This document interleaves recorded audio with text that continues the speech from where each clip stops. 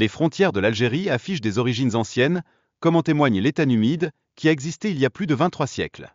Cela souligne l'importance historique et la profondeur des racines de ces délimitations. Les sources historiques montrent que les frontières algériennes étaient bien définies, avec des limites naturelles telles que la mer Méditerranée et les rivières. Ces éléments soulignent la continuité des frontières à travers le temps.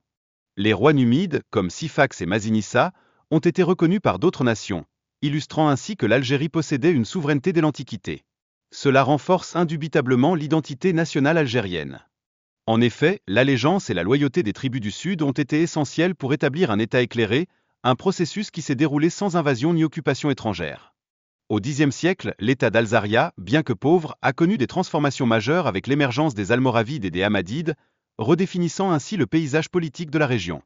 De plus, l'État de Zayani a restauré les frontières historiques de l'ancien État numide, illustrant ainsi la continuité territoriale malgré les changements de pouvoir au fil des siècles.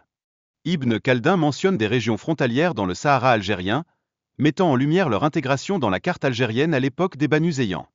La correspondance entre les frontières sud de l'Algérie et le royaume de Songhai démontre l'antiquité de cette région, comme en témoigne une carte historique. L'attaque des tribus de Fili contre les palais de Toua met en évidence l'affiliation de ces populations à l'État algérien et leur choix de protection politique. La rivière Moulouya a été reconnue comme la frontière entre l'Algérie et Marrakech en 1798, comme soutenue par des sources historiques, soulignant l'importance de cette région dans le contexte territorial.